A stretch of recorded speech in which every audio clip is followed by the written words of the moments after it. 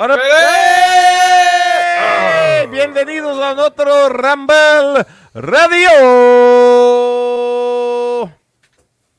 It's also video? Ajá, pero también es video. Yeah, sure. But it's also radio. Also radio. All right. Whatever. There's a big video wave coming this Tuesday. Is there going to be a big video wave? I'm just letting you know. There's a big video wave. You and Colin Cowherd, huh? Calling this video big video wave coming. And should I... Hold on. What? Let me just see. Big video wave. Big video wave. Let me just see. Take back control, Ramble. Video wave. The video wave. What? And you think it's just you and me? Yeah. Who else would it be? Well, the person who wrote Colin Cowherd's tweet predicting a red wave is not with us. In New York, visiting family, Cody Villafana, visiting his brother Zach, who is in New York City. Trying to flip New York red. He's gonna do what he can. I mean,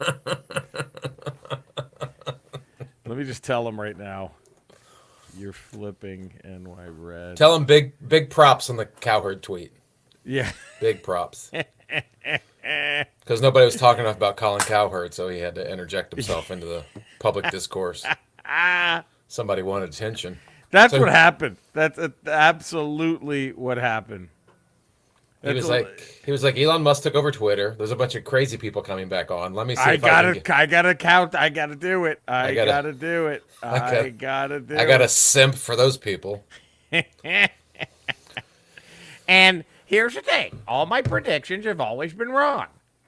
So maybe, like, what is that? What is that? That's the thing. I don't understand these fucking pieces of shit who get paid that much money to talk about sports. Any of them, even the good ones, and with such ego and almost disdain for everyone like playing the sport. It's crazy. The Cowherd, I think, is the most, and like what Jim Rome did to Jim Everett and kept calling him Chris Everett. Chris, back, you know, I mean like. Was the that balls? You're the just balls? What are you? Like, Jim Rome was a tough cover back in the day. Who the fuck are you to talk about any sports talk guy? You're just a sports talk guy. Like, oh man, yeah, Jim. But why? He just starts out there. I'm in the jungle. You're in the jungle. I just pretend to sound tough so people watch me. Like that's it. It makes no fucking sense. Like I think Cowherd. That's like have you seen his show on Fox Sports? His desk is like so high up compared to that Andy Kaufman joke. Do you remember that one? It's comical. Andy his Kaufman talk show. Had that fake. Remember that one sketch Andy Kaufman did on one of his night specials, where he was hosting a talk show and his desk was like 45 feet in the air. Yeah. And that's what this Cowherd's like. What? Who are you? Who the fuck are you? You have to make up for a small penis somehow. There's a lot of ways. Somehow. See, so you've never made a woman come, so you have to do something. He has two options to make up for that small dick. It's either get the giant desk or carry the rifle like this. You know what I mean? Like the rifle strapped to his chest or walk around with his two options. Oh, man. So let's get down to a little bit of brass tacks. Yeah. Look at this. So is there going to be a Washington Commander sticker on every Amazon box from now on? There might be. Is that what's going to happen here? You may have to pledge your allegiance to the Commanders in order to get Amazon Prime. To get Prime? To get a discount on Prime? I'm just saying. You wouldn't have to pay a cent for it if that were the case. You wouldn't have to pay 1 cent for it. So is Bezos a fan of the Washington team? He bought the Washington Post. He owns the Washington Post. Is he from there? I don't know if he's from there, but he has obviously interest there because he owns the Post. He owns the Post. And that was back in the day. Washington Post was that's the main newspaper that covered Washington when I was growing up. Right. You'd always read the Post every morning to see articles on the Can I ask you a DC area question? Sure. Because I don't know the accent, okay? But were they the ones who pronounced Because the first time when I was a kid, I heard a teacher, I think. Who was it? No, it was somebody. God damn. who pronounced it Washington. Washington? Yeah. Yes. That's sort of the Southern Virginia. See, D.C. is very... It's like a good mix of like redneck and Well, because Yankee, it's right? literally... It's like a perfect blend of Yankee and redneck, isn't it? Yeah, because it's a very transient city because it's Right. just people from all over the country and all Right. over the world living in that area. But you literally go 20 minutes south of D.C. and you're in the sticks of Washington and or you Virginia. go 20 minutes north, and you're going to Maryland and then Right. like Delaware and New Jersey. Right. You get very metropolitan. It gets very Yes. we're right there on the. They sort of call it the metropolis. There's New Right, York, right. Philadelphia, D.C., and the D.C.'s sort of at the bottom there. So is Washington a native? Is that pronunciation from that area? It's from the Virginia area, Washington. Okay, that's what I was wondering. I got to do the wash tonight. Run the washing machine. Wash, yeah, wash machine. right, yeah. That was always like, what is that? Whoa! When I heard that Washington. I was like, oh, I like that they put an R where there's not an R. Washington. That's fucking great. That's the Southern Virginia twang on Washington. There it is. So should they rename themselves the Washington Washingtons? The Washington. Washington. Wouldn't that have been a better name? So They could have kept the R on the hat. they could have kept the R. So, so if Bezos takes over, Yeah. yes, With granted, Jay-Z, not just with Bezos. Jay-Z, Just with Jay-Z. Bezos and Jay-Z. Bringing With that street Bezos cred. and Jay-Z do it. Now, Bezos clearly not the best employer, No. but 1,000 times better than Snyder. We were talking about this in our we have our pre-show meeting Yeah. in Beverly Hills every day at one of the fancy restaurants. We always have a there. big fancy lunch and we talk. Lunch, we drop a couple right, $100. in Then we Beverly go back to our Hills. respective apartments. In and- the Valley and then Yeah. in Hollywood, and we talk. Well, first we go to Beverly Hills. We have our usual, right? And Filet mignon and lobster. right, and then Eddie and I both kind of like And three martinis each. Look, it might seem rude, but we're short on time. So when we're there at the restaurant having our pre-show meeting, if Yeah. we need the server to come over, either one of us will just go like that. Yeah, we snap. Because And we're then- talking the whole time. We don't really Right, stop right, what we we're just do- talking about. We're working. Like, And And if, then if we don't get any attention, then we right, clap. right. And Lot if of that doesn't work, people are getting fired. Yeah. That's it. I mean, don't make me pound the table.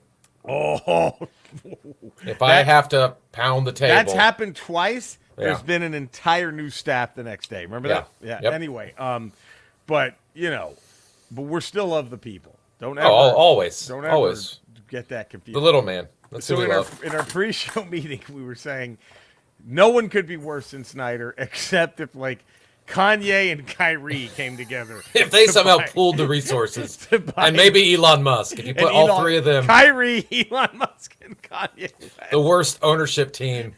and Trump. Trump's a minority owner. Well, they wouldn't let him buy an NFL team like 40 years ago. I know. Boy, They knew back then he How was a piece did of shit. the NFL, one of the most piece of shit organizations, Knew. were like, no, He was not too this- much of a piece of shit to not own a this team. Guy. No, we're not letting this guy's not buying a fight.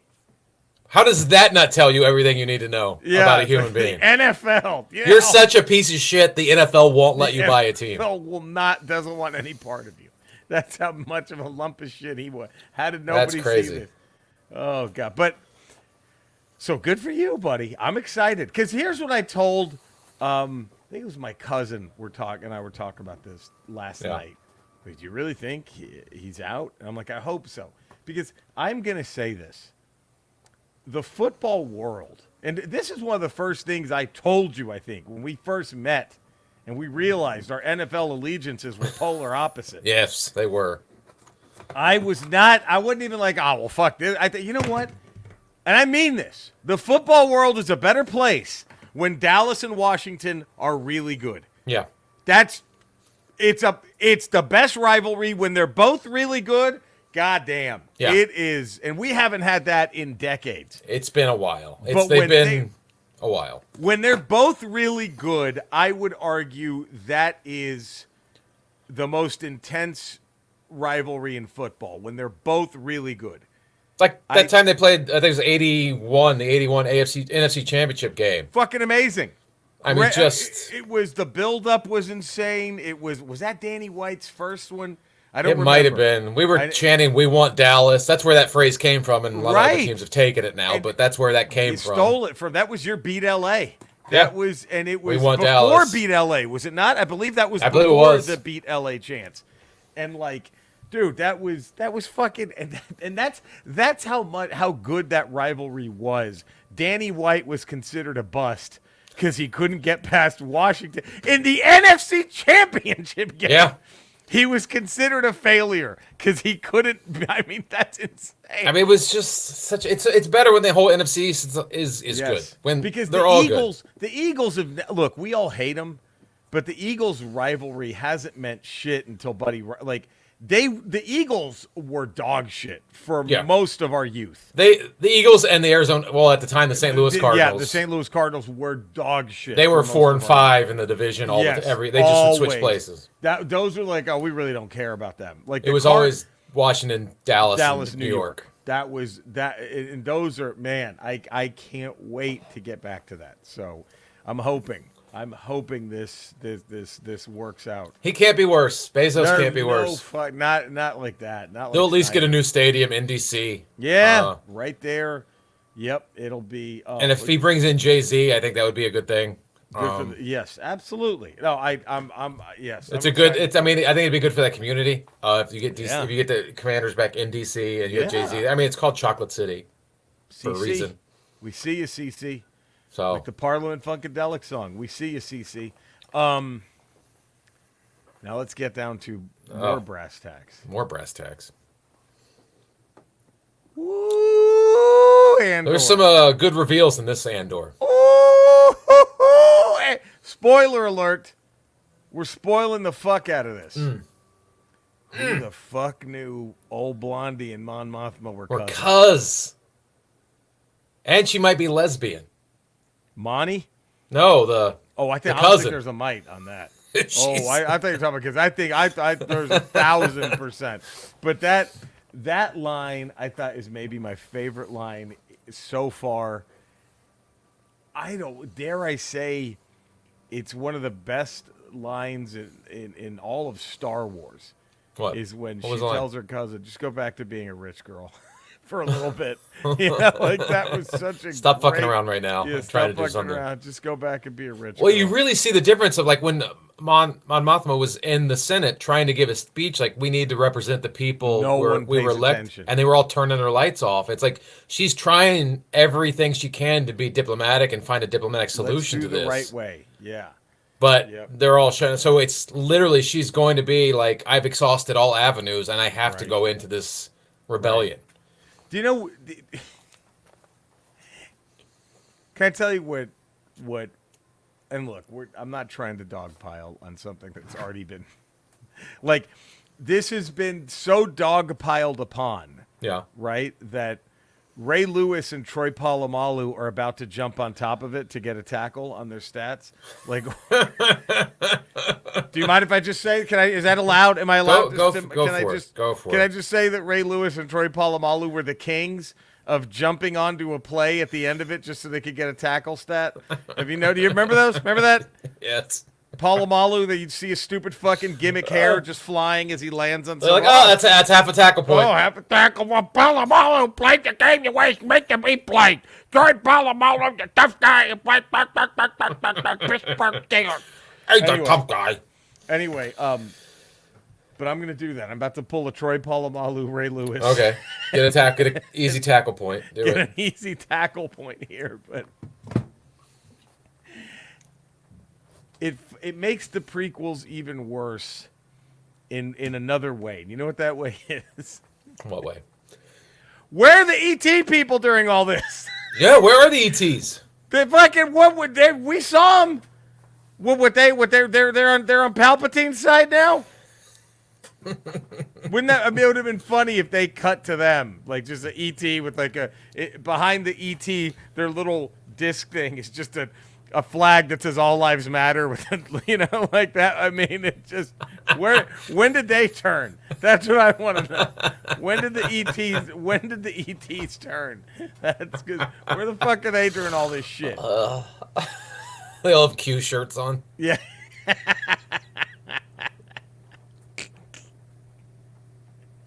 Oh, fuck. They're like, Akbar fucks kids in a pizza parlor on Coruscant. We've all seen it. We've all seen Akbar runs a pedo ring. But, dude, that whole... And I'm loving that the show is... There does seem to be a theme. Each little arc has its own theme, right? Yeah. And this one seems to be people exhausting the avenues that they have. Well, you see there's nowhere left to go but... Because you have Mothma... An armed rebellion. Mothma's exhausted her options, and now Andy Serkis's character. That was one of the best endings, because he's still thinking, if we do this by the book, we're going to be okay. I got 200 shifts to go, and I'm out. And then you realize, oh, God, you're not. Yeah, you just go to another level. Dude, when they... Because I was wondering, why is this guy doing the sign? Are we going to see, what's the payoff? What's he doing this communication with? Yeah. And then you find out that, oh, God, it's that whole scene where, like, they took out the whole second floor. They took out the whole second floor because, What the fuck? And Andy Serkis ends it with, like, there's 11, no more than 12. Like, that's it. That was You're just amazing. Like, he's like, I'm in. Andor's like, how many guards are there in each floor? And then, and then I love that Andor was already planning something, because looks like he's trying to make a weapon out of something in that wall. He's doing something in that wall. He's trying to cut something. Maybe he's trying to cut the power or something. I don't know. Try to fashion a weapon out of something. But oh man, woo! And then I was looking on Instagram last night, and sometimes I do that, and there was a post showing that one of the prisoners he talks to in his little group is one of the soldiers in Rogue One. Oh, really? It's the same character. Is he in the guys who are building the things? I think he's one of those guys. One of those 5 guys? Yeah, and then in Rogue One, he's one of the guys that helps lead the attack on Scarif. Oh, wow. Yeah. It was like a real subtle thing, and then they showed the pictures of him in Rogue One, and then showed the picture of him in his prison uniform. Like, holy shit, that is such a subtle, like, character, like laying that character into Andor. That is showing how he's built this network of allies throughout. That's amazing. Yeah. So I wonder if this character is going to have a little bit of more screen time. I think so. Right? Probably in the break, he's probably going to be part of the breakout. I would imagine. Has to be. Oh man, and holy shit, homeboy living with his mom. Is he incel with a capital I? Dude, if that's not Charlie Kirk, I don't know what is. That is exactly. If that is not Charlie Kirk, there is. It's Charlie Kirk trying to fuck Marjorie Taylor Greene. That's exactly what that was. That was Charlie Kirk basically being like an obsessed stalker fan of Marjorie Taylor Greene. It was like, he's like, can I just touch it? Can I just touch it one time? God. Is she gonna fucking kill him, or is that? I think he might kill her. It's something. Something's got to stop her because she's too good at her job. Yeah. Right. She's gonna get taken. We said that a few weeks ago. The anti-Marjorie Taylor Greene. Yeah. But yeah, like she. But we said that a few weeks ago. She's gonna get taken out because she's too. I don't know how the rebellion happens with her. Yeah. Sniffing it out. I don't know. It's oh man. And it's just amazing. They're looking for Cassian, and he's in a prison the whole time. Isn't that fascinating? That just shows you how big the Empire is and how it's proving Cassian Andor's point that they don't pay attention. They don't know what's going on. They don't pay attention to the little guy. Yep. They just think they have everybody under their foot. And she's fucking good. And and then God, that scene, how callous it all was when they're just that one person they captured, and they're like, well, how do we kill him but not? Oh, the rebel pilot? The rebel pilot. It's like, Jesus Christ. Like, let's kill him and make it look like his ship crashed. Right. And then I mean, dude, this show is so fucking good. It just shows intense. A level of the Empire you never saw before. Yeah, and I like how her group, I forgot what they're called, the CIA. The ISB. ISB. They seem to be the most feared group in the galaxy. Right? Like, because who was it? I forgot who it was, but somebody mentioned them with like, oh, you don't want them. You know what? Right? Yeah. Like, was it? Maybe it was Bix. Who was like, oh, you're ISB, aren't you? Like something like that, where everyone's like, oh, you don't. This is like when you've got their attention. Yeah, you're in trouble. It's bad. These aren't the guys in the gray suits. These are the guys in the white suits. Yeah, these are the. I mean, Jesus, dude. It's just, I mean, it just shows that, like I said, that level of the Empire we have never seen in Star Wars. But you see, I mean, you always seen Palpatine and like the pure evil and the dark side, and then you've seen the incompetence of stormtroopers and the guys in the gray suits. But you've never seen like just this ruthless sort of like at any cost we will do whatever it takes to keep power. It's fucking man. We'll trample, we'll kill, we'll torture whoever we have to. Doesn't matter. I mean, and then how excited that one doctor was with his torture device. It's these are the death screams of children that we've just like this race lets out this weird noise when they die, especially the kids. So we just killed them and recorded it just to torture. It's like, fuck, man. It shows you how really evil the Empire was. Right. Now I have a question. What? Right now I head over heels in love with this show. Yeah. Is it enhanced or lost as if when they're breaking out, right? Yeah. Circus's character's like, look, let's take my car. And he pulls like a tarp or whatever. And it's like this really souped up looking like Mon Mothma type limo. Right. And then you hear the Ferris Bueller song with that, like, oh yeah. And like Andor's looking at like, oh, with that. Circus puts shades on and then pushes him up his nose. Boom, boom, boom, boom. Then it shows him in a pod race. Yeah. They're just doing all sorts of shit that's fun. Having Twi'leks wash it. Does that hurt the show? I don't think so. It's so good that I don't know if it completely derails it. The show is so good, I'm not sure a scene like that would completely derail. Oh, yeah. No, I don't think it does.